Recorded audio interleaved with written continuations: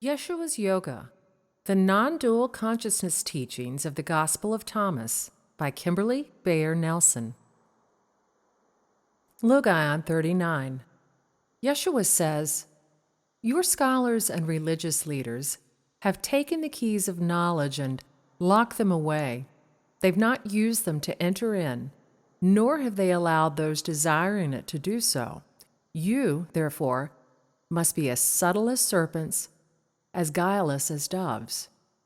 The first response: it's tedious to weed the labyrinth, walk a few steps, winding into some designated middle, flick the bit of green from its grip on reddish stone, and pocket it for the compost pile.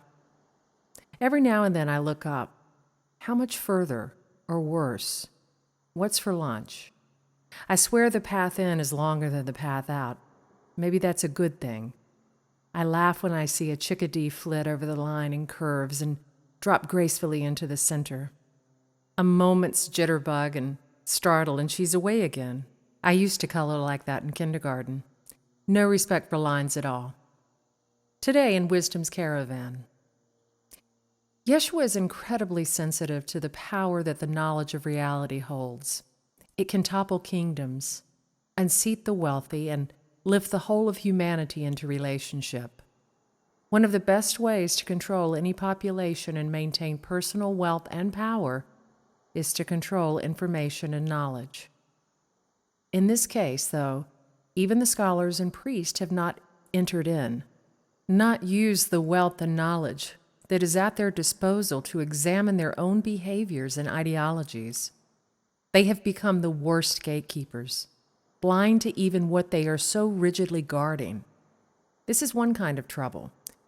The traditional ways to get at the truth are sometimes not living ways at all. The technique of seeing into reality at the level of the heart requires us to stay earthy, with our bellies low to the ground, winding our way into a spiral that takes us to the core of what is hidden. Or, with wings of trust and grace, we might slip like a feathered arrow into the heart of truth. The snake and the dove are both paths that allow us to access knowledge in spite of the apparent blockade. I am aware, too, that the serpent might hit at what guarded the tree of knowledge in paradise, and the dove was often a sacrifice at the temple. There are ways to gnosis that have their own shadow sides, and their use here may well be a warning about the troubles we will encounter as we begin to live into finding. Many of the trouble Logia require us to practice a razor-edged discernment that can trigger overtones of loneliness or aggressiveness, depending upon our natures. Amen. The Eastern parallels. He is the source of light in all luminous objects. He is beyond the darkness of matter and is unmanifested. He is knowledge. He is the object of knowledge, and he is the goal of knowledge. He is situated in everyone's heart. The Bhagavad Gita. Going deeper.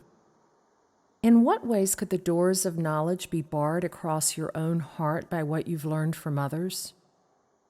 Rest lightly in meditation, breathing in a sense of light and breathing out your gift of light back to the world.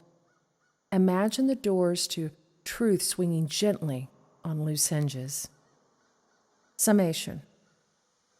Trouble arises in us when we begin to understand that what we thought were our sources for searching and finding truth may contain their own agendas and immature understandings, and that we must approach the truth more intuitively and on our own.